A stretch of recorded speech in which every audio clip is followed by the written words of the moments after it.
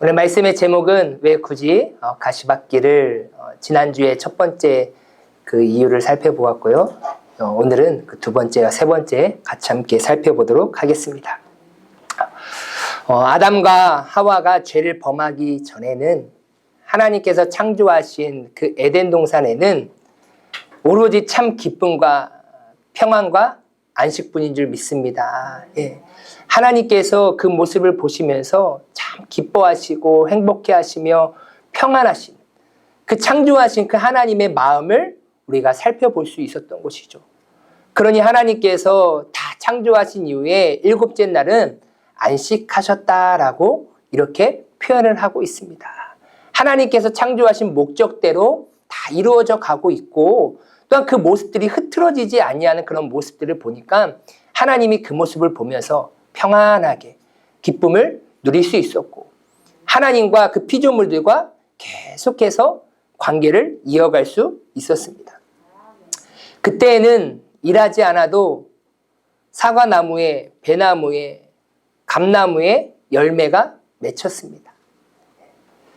노력하지 않아도 땅에는 곡식이 파릇파릇 알곡을 맺었습니다.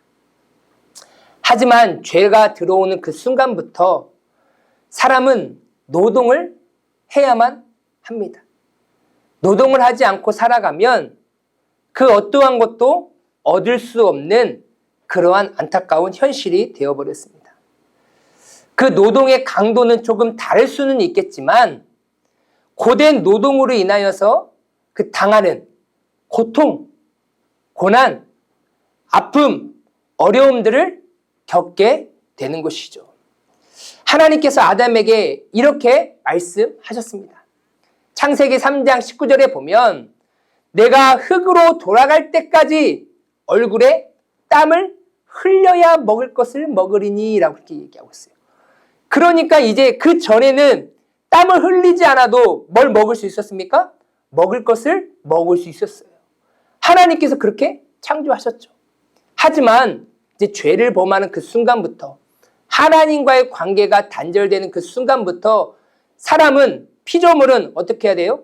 얼굴에 땀을 흘려야 먹을 것을 먹게 되는 상황이 되어버렸습니다.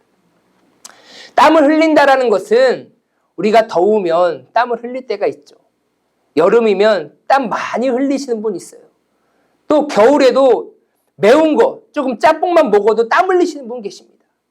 단순히 그런 땀을 말하는 것이 아니라 여기서 말하는 땀은 고된 노동을 의미하는 것이죠. 내가 힘들게 어렵게 그런 노동을 하다 보면 사람은 자연스럽게 땀을 흘리게 되는 것입니다. 성경에서 바울도 이렇게 얘기하고 있습니다. 데살로니가 교인들에게 이렇게 얘기하는데 우리가 너희와 함께 있을 때에도 너희에게 명령하기를 누구든지 일하기 싫어하거든 먹지도 말게 하라 하였더니 라고 이렇게 얘기하고 있어요. 그러니까 지금 데살로니가 교인들 안에서도 하나님께서 맡겨주신 그 사명과 일들을 통하여서 나에게 주어진 것에 감사하면서 그것을 얻으려고 하는 것이 아니라 어떻게 해요? 게으르게 살아가면서 놀면서 쉬면서 땅의 소산을 얻으려고 하는 그러한 게으름에 대해서 경계를 하고 있는 거예요. 이와 같이 성경은 우리의 삶은 어찌 보면 쉽고 편한 인생이라기보다도 고된 인생을 살아가는 그러한 삶이다라고 성경은 우리에게 말하고 있습니다. 지난주에 말씀드렸듯이 경건하게 살고자 하는 자, 무릇 그리스도 안에서 경건하게 살고자 하는 자는 뭘 받는다고요? 고난을 받아요. 박해를 받습니다. 그리고 그리스도의 좋은 병사가 되어 나와 함께 뭘 받으라고요? 고난을 받으래요. 성경은 어찌 예수님과 함께하면 내가 더 신실하게 경건하게 살고자 하는데 박해와 고난이 오냐라는 거예요. 그래서 많은 사람들은 이러한 고된 삶을 청산하고 좀 더 편하고 쉬운 삶을 선택하려고 합니다. 편하고 쉬운 삶이 죄악이다라고 말씀드리는 것이 아니에요. 때로는 우리에게 편한 삶이 주어질 수도 있고 쉬운 삶이 주어질 수가 있어요. 하지만 보편적으로 볼 때 모든 인생 가운데는 고된 노동의 삶, 땀을 흘려야 먹을 수 있는 그 인생이 우리 모든 사람의 표준이다라고 말씀을 드리는 것입니다. 우리의 삶도 우리의 신앙도 점점 쉽고 편한 삶을 추구할 때가 많이 있습니다. 하지만 바울은 쉽고 편한 신앙의 길을 선택한 것이 아니라 오히려 가시밭길을 선택을 합니다. 바울이 왜 계속해서 가시밭과 같은 그러한 로마행을 꿈꾸며 그 길로 가고 싶어 했는지 우리가 지난주에 그 첫 번째 이유를 살펴보았습니다. 바울이 그렇게 어찌 보면 로마에 가면 감옥에 갇히게 되고 또 로마에 가면 죽을 것을 알매도 불구하고 그 가시밭길을 선택하는 이유가 무엇이었습니까? 첫 번째로 바울은 복음 안에서 살고 있기 때문이라 말씀을 드렸습니다. 우리의 인생도 복음 안에 사는 인생이 되길 주님의 이름으로 소망합니다. 예. 사도 바울은 예수님을 만나고 하나님을 믿는 순간부터 이제 육체의 정욕에 이끌려 세상을 사랑하는 인생이 아니라 성령에 충만하여 하나님께 이끌려 예수님의 말씀에 순종하며 예수님이 가신 그 발자취를 따라가는 그런 믿음의 사람으로 변화된 줄 믿습니다. 그래서 날마다 바울은 복음 안에서 살아가기에 그 복음이신 예수님께서 그 바울의 인생을 이끄시는 대로 사도 바울은 순종하려고 몸부림을 쳤다라는 거예요. 바울의 전도여행 가운데서도 끊임없이 바울이 당한 고난과 순환과 아픔들을 우리가 그 바울이 말한 것 중에 하나만이라도 견딜 수 있는 사람이 있을까요? 정말로 쉽지 않을 거예요. 그러한 삶 결코 걸어가기가 어렵습니다. 하지만 바울은 인생을 살아가면서 자신이 사역을 감당하면서 때로는 힘듦과 어려움이 많이 있을 수 있겠지만 쉽고 편한 방식을 찾아서 사역을 하고 싶은 마음도 바울도 인간이기에 육체가 힘들면 고되면 피곤하고 힘들기에 그런 마음을 품고 있었지 않았을까.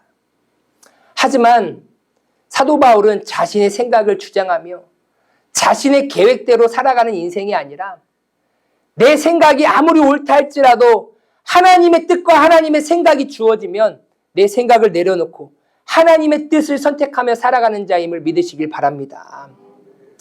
오늘 본문 말씀 10절에 보니까 어떻게 하든지 이제 하나님 뜻 안에서 너희에게로 나아갈 좋은 길 얻기를 구하노라라고 얘기하고 있어요. 그러니까 사도 바울은 내 뜻, 내 생각대로 가는 게 아니라 하나님 뜻 안에서 너희에게 가기를 원한다라고 말하고 있어요.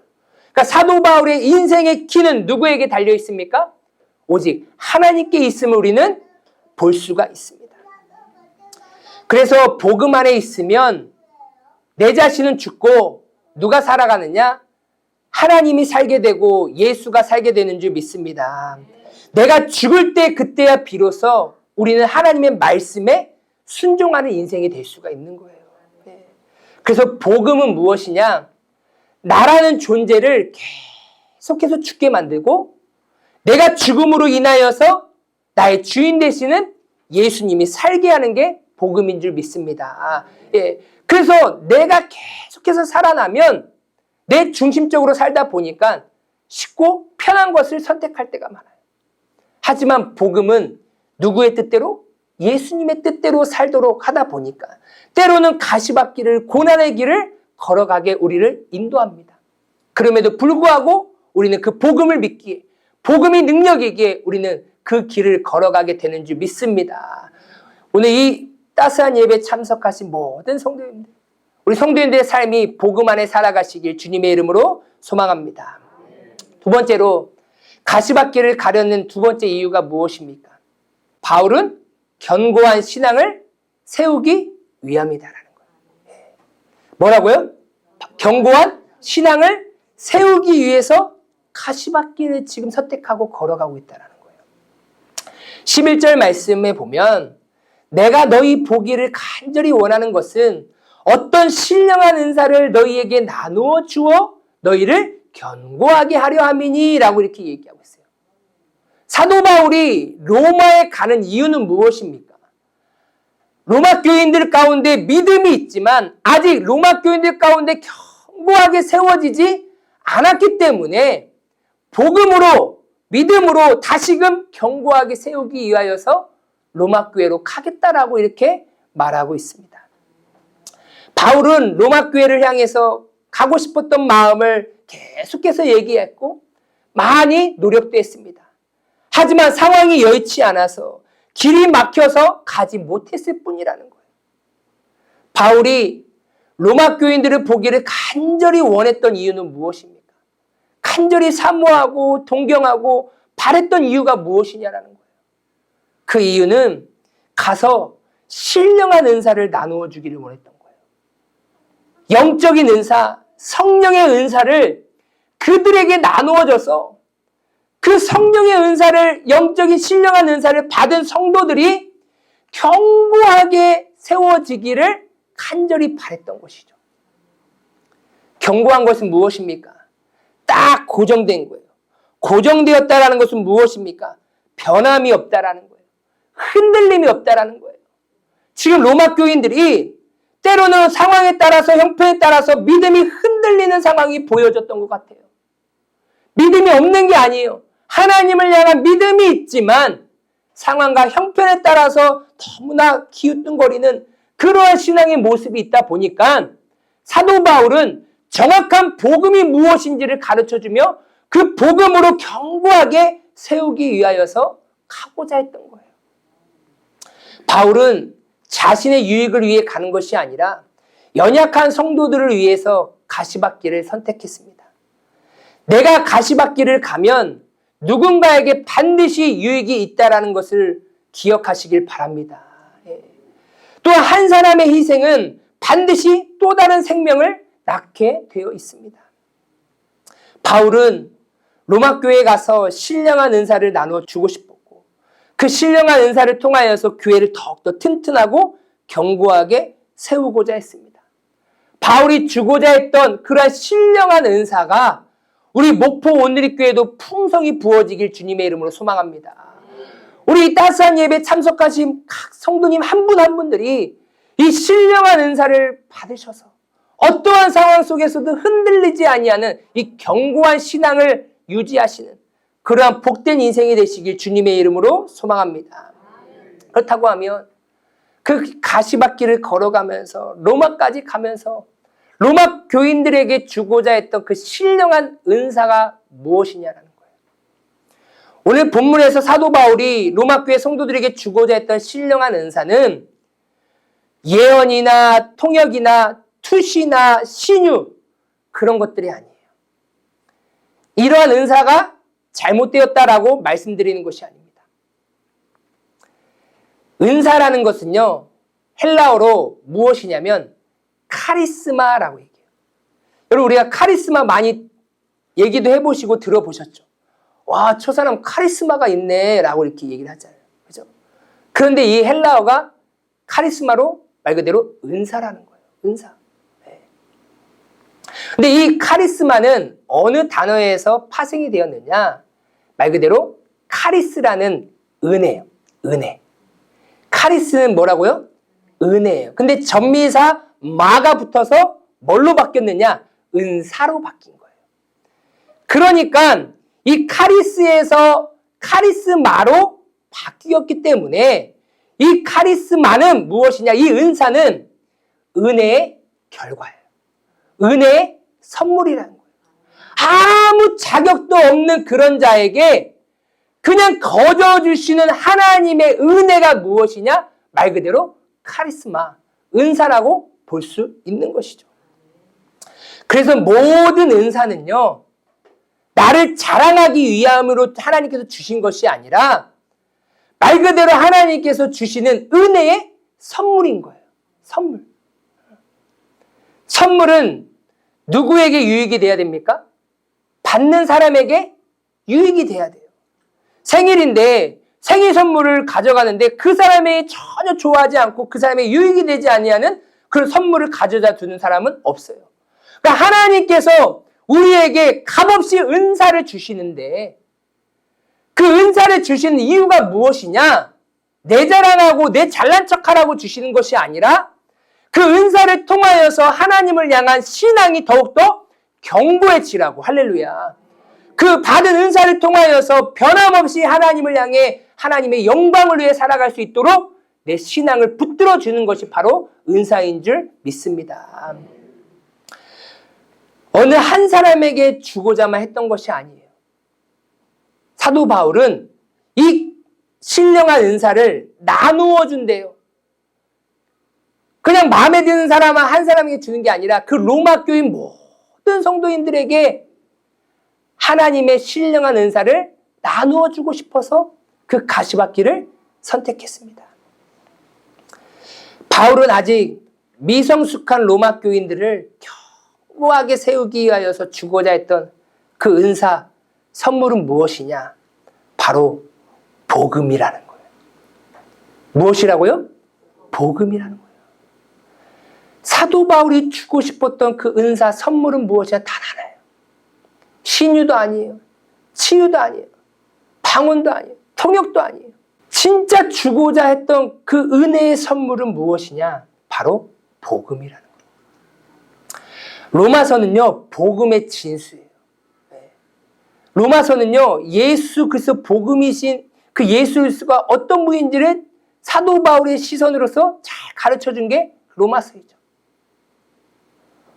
이 로마서를 마무리하면서 사도 바울이 한 고백이 있습니다. 로마서 16장 25절에서 27절 말씀에 보면 나의 복음과 예수 그리스도를 전파함은 영세전부터 감추어졌다가 이제는 나타내신 바 되었으며 영원하신 하나님의 명을 따라 선지자의 글로 말미암아 모든 민족이 믿어 순종하게 하시려고 알게 하신 바 그 신비의 계시를 따라 된 것이니 이 복음으로 너희를 능히 견고하게 하실 지혜로우신 하나님께 예수 그리스도로 말미암아 영광이 세세 무궁하도록 있을지어다. 아멘. 이렇게 얘기하고 있어요. 그럼 뭐라고 얘기하고 있어요? 이 복음으로 너희를 능히 뭐하게 하실? 견고하게 하실. 할렐루야. 사도 바울이 로마 교인들의 그 믿음을 흔들리지 아니하고 변하지 아니하는 믿음으로 견고하게 하기 위해서 다른 방법을 사용하지 않았다는 거예요. 사도 바울이 견고하게 하나님의 영광을 위하여 살아갈 수 있도록 자기 자신을 견고하게 세워두었던 단 한 가지. 그것은 무엇입니까? 바로 복음이라는 거예요. 오직 복음만이 사도 바울도 견고하게 흔들리지 아니하도록 세워놓을 수 있었고 또한 지금 로마 교인들 안에서도 그들도 견고하게 세워질 수 있는 유일한 방법은 무엇이냐? 오직 복음밖에 없다라는 사실입니다. 우리의 신앙을 견고하게 세우는 은사는 다른 게 아니에요. 오직 복음인 줄 믿습니다.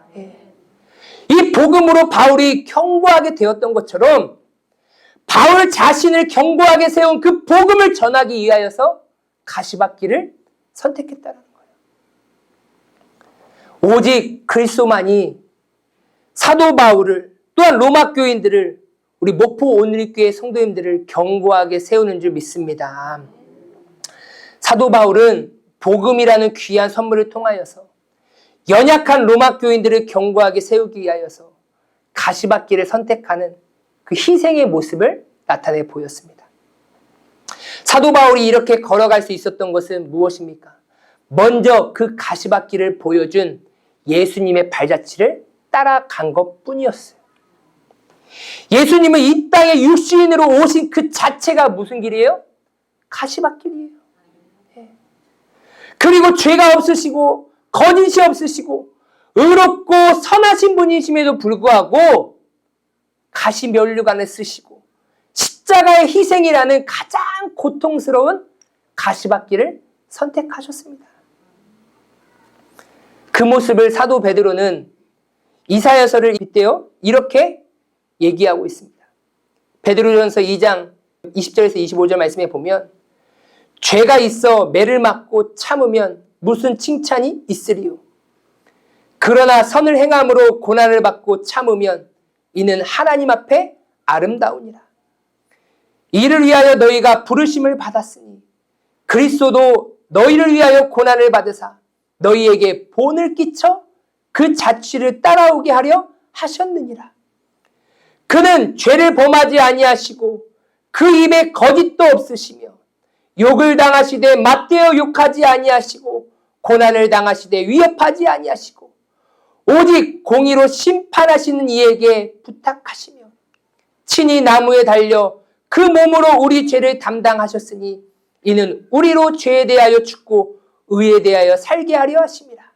그가 채찍에 맞음으로 너희는 나음을 얻었나니 너희가 전에는 양같이 길을 잃었더니 이제는 너희 영혼의 목자와 감독 되신 이에게 돌아왔느니라. 아멘. 예수님의 희생, 그 먼저 가신 그 길, 그 발자취를 걸어가신 이유가 무엇입니까? 21절에 보면 이렇게 얘기하고 있어요. 이를 위하여 너희가 부르심을 받았으니 그리스도도 너희를 위하여 고난을 받으사 가시밭길을 걸어가신 이유가 무엇입니까? 그러한 본을 끼쳐서 우리에게 보여주신 이유가 무엇입니까? 그 자취를 따라오게 하려 하셨느니라 라고 얘기하고 있어요. 복음 안에 살고 있는 그 바울은 그 먼저 복음이신 예수 그리스도가 가신 그 가시밭길을 어떻게 한 거예요? 따라간 거예요. 예수님이 그냥 가신 것이 아니라 예수를 믿고 예수를 주인으로 섬기는 그 하나님의 자녀된 자들은 예수님이 가신 그 가시밭길을, 십자가의 길을, 고난의 길을 같이 함께 걸어오라라고 그 본을 보여주셨습니다. 우리도 그 예수님의 본을 받아 또한 바울의 본을 받아서 우리도 복음을 위해서라면, 하나님의 영광을 위해서라면 그 길이 고난의 길이고 가시밭길이다 할지라도 우리는 그 길을 걸어가야 되는 줄 믿습니다. 죽어가는 다른 사람들을 복음이신 예수님으로 견고하게 세우는 일이라면 우리는 가시밭길을 감사함으로, 기쁨으로, 믿음으로 당당하게 걸어가야 되는 줄 믿습니다. 이처럼 사도 바울은 신령한 은사를 로마 교인들에게 나누어 주어서 그들을 믿음 안에서, 복음 안에서 견고하게 세우기 위하여서 가시밭길을 걸어갔습니다. 예수를 알지 못하는 자, 또한 믿음이 연약하고 부족한 자들을 우리 성도님들을 통하여서 하나님은 세워 가시는 줄 믿습니다. 다른 거 하나 없어요. 오직 복음입니다. 그 복음 붙들고 가면 나도 세워지고 죽어가는 영혼도 세워지게 되는 줄 믿습니다. 복음 붙들고 죽어가는 영혼들을 위하여서 가시밭길을 믿음으로 걸어가시는 우리 귀한 성도님들 되시길 주님의 이름으로 소망합니다. 세 번째로 가시밭길을 바울이 당당하게 선택함을 걸어간 이유가 무엇입니까? 우리 세 번째, 우리 한번 다 같이 한번 읽도록 하겠습니다. 시작! 바울이 진 빛을 갚기 위해. 예. 가시밭길을 선택한 이유는 바울이 자기가 진 빛을 갚기 위해 걸어갔어요. 14절 15절에 보니까 헬라인이나 야만인이나 지혜 있는 자나 어리석은 자에게 다 내가 빚진 자라. 그러므로 나는 할 수 있는 대로 로마에 있는 너희에게도 복음 전하기를 원하노라 라고 이렇게 고백하고 있어요. 사도 바울은 자기 자신을 뭐라고 지칭하느냐? 빚진 자래요. 빚쟁이래요. 여기서 빚지다라는 것은 법적 용어예요. 재판에서 사용되는 용어를 사용했어요. 근데 이 빚지다라는 이 헬라어는 오페일레테스라는 이 헬라어인데요. 빚진 자와 함께 동일하게 사용되는 게 무엇이냐? 범죄자라는 거예요. 그러니까 범죄자와 같은 그 인생을 하나님의 은혜로 변화시켜줘서 그 인생이 이제 어떤 자로 바뀐 거예요? 빚진 자로 변화된 것이죠. 이제 사도 바울은 채무자 신분이 되어버렸어요. 자신이 가진 그 빚을 청산해야 되는 그 의무가 이제 사도 바울에게 주어진 것입니다. 빚을 갚지 않으면 살아갈 수 없는, 그래도 사도 바울에는 거룩한 양심이 있었던 것 같아요. 오늘날 그렇잖아요. 참 자신이 은혜를 입고 빚을 졌음에도 불구하고 그것을 갚지 않는 사람들이 너무나 많아요. 단편적으로 보면 돈을 빌려준 사람이 당당해야 돼요? 아니면 돈을 갚을 사람이 당당해야 됩니까? 빌려준 사람이 떳떳하고 당당해야 되는 거 아니에요? 근데 요즘 시대는 아닌 것 같아요. 빌려준 사람이 못 받을까 봐 언제 줄 거야? 언제 줄 거야? 이제 빌려간 사람이 오히려 당당해요. 나 없어 아직. 있으면 줄게. 참, 어떤 양심을 가지고 살아가고 있는지 모르겠어요.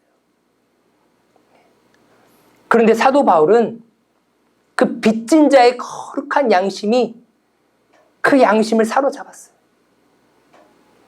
사도 바울은 누구에게 빚을 졌습니까?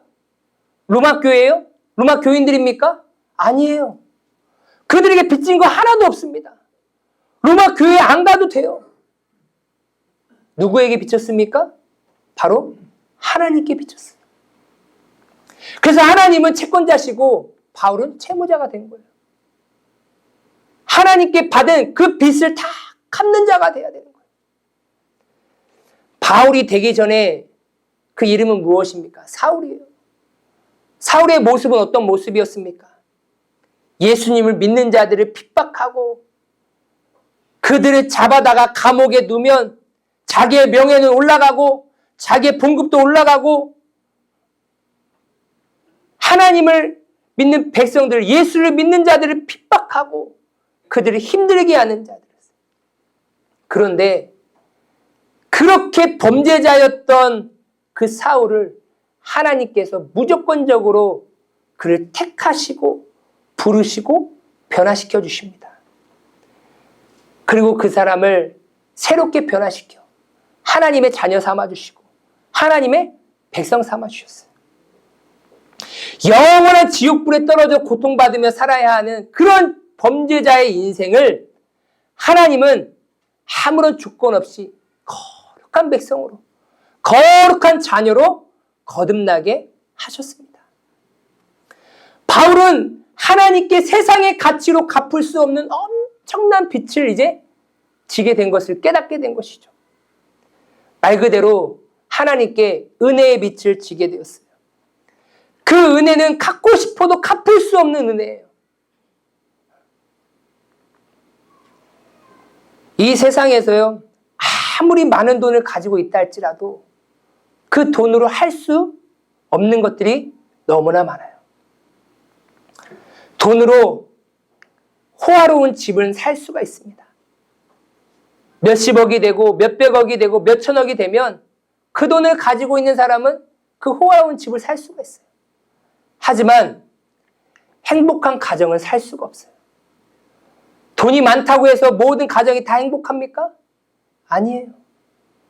돈으로 살 수 없는 거예요. 돈으로 몇 억짜리 시계는 다 살 수 있습니다. 하지만 지나간 세월, 지나간 시간은 돈으로 살 수가 없습니다. 또한 돈으로 책은 살 수가 있습니다. 하지만 삶의 지혜는 돈으로 살 수가 없어요. 바울이 하나님께 거저받은 그 갚을 수 없는 그 은혜를 너무나 잘 알기에 바울은 그 빚진 자의 심령으로 어떻게 하면 내가 받은 그 하나님께 받은 그 은혜를 하나님께 돌려드릴 수 있을까? 하나님의 마음, 하나님의 뜻을 헤아려서 그 빚을 갚고자 했던 것이죠. 그러면서 자신이 빚진 자임을 증명하는 갚을 수 없는 하나님께 받은 그 은혜를 갚을 수 없는 그런 빚진 자임을 보여주는 것이 성경에 있습니다. 시편 49편 6절에서 8절에 보면 이렇게 얘기합니다. 자기의 재물을 의지하고 부유함을 자랑하는 자는 아무도 자기의 형제를 구원하지 못하며 그를 위한 속전을 하나님께 바치지도 못할 것은 그들의 생명을 속량하는 값이 너무 엄청나서 영원히 마련하지 못할 것임이니라 라고 이렇게 얘기하고 있어요. 바울은 자기 자신도 그렇고 그 어떠한 사람도 하나님께 받은 그러한 구원의 은혜는 그 어떠한 것으로도 갚을 수 없는, 정말로 헤아릴 수 없는 영원한 은혜임을 우리는 알 수가 있는 것이죠. 돈이 많다고 해서 속전값으로 바치려고 해도요, 그 속량하는 값이 너무 엄청나서 영원히 마련할 수 없다라는 거예요. 그 영원히 마련할 수 없는 그 속전값을 하나님께서는 무엇으로 대신하셨습니까? 복음이신 예수 그리스도로 그 값을 대신하셨다라는 거예요. 그래서 사도 바울은 하나님께 진 빚을 갚아야 하는 이방인의 사명을 끊임없이 감당하는 거예요. 그 길을 걸어가면서 그 길이 고난의 길이고 십자가의 길이고 가시밭길이라 할지라도 하나님의 마음이 로마를 향하였으며 그 로마 교인들이 신령한 은사를 통하여서 견고하게 세워지는 것이 하나님께 받은 그 진 빚을 갚는 길이라고 하면 그 길을 믿음으로 감사함으로 걸어가야 했던 것이죠. 하나님께 받은 은혜, 영생의 선물, 그것을 나누어 주고 베풀고 싶었기 때문에 사도 바울은 그 로마 길을 향했습니다. 시편 37편 21절 이렇게 얘기합니다. 악인은 꾸고 갚지 아니하나 의인은 은혜를 베풀고 주는도다. 할렐루야. 하나님의 은혜를 받은 자는 진정한 내가 의인이면 그 은혜를 어떻게 하는 거예요? 베풀고 주는 자라고 얘기하고 있어요. 은혜를 받았음에도 불구하고 갚지 아니한 자는 성경은 뭐라고 얘기하느냐? 악인이라고 이렇게 표현하고 있습니다. 우리도 하나님께 영원히 갚을 수 없는 은혜의 선물, 영생을 받은 줄 믿습니다. 복음이신 예수 그리스도를 믿음으로 말미암아 정말로 영원히 우리가 갚을 수 없는 그 속전값을 예수 십자가의 보혈의 피로 말미암아 우리에게 갚아주셨어요. 그 갚아주신 은혜를 우리가 받았다면 그 값없이 거저 받은 그 은혜, 우리는 그 은혜를 전하려고 우리는 세상에 나아가야 되는 줄 믿습니다. 그 세상에 나아가는 데 있어서 그 길이 가시밭 길이라 할지라도 우리는 믿음으로 걸어가야 되는 줄 믿습니다. 우리 목포 오늘리교회 온 성도님들께서 함께 복음으로 하나가 되어 예수님이 또한 바울이 먼저 가신 그 가시밭 길을 함께 걸어가므로 하나님께 빚진 은혜를 다른 이들에게 전하시며 사는 거룩한 하나님의 나라 공동체가 되는 그러한 우리 목포 오늘리교회가 되길 주님의 이름으로 소망합니다. 그럴 때 하나님께서는 우리 목포 오늘리교회를 통하여서 하나님의 나라를 확장해 가시고 또 우리는 연약하고 부족하다 할지라도 우리의 작은 헌신과 희생을 통하여서 하나님의 나라를 세워 가시는 줄 믿습니다. 복음 안에 사시고 신령한 은사, 복음으로 나의 신앙을 먼저 견고하게 세워 가시고 빚진 자의 마음으로서 하나님이 보내주신 그곳에서 복음을 전하며 살아가시는 복된 인생 되시길 주님의 이름으로 소망합니다.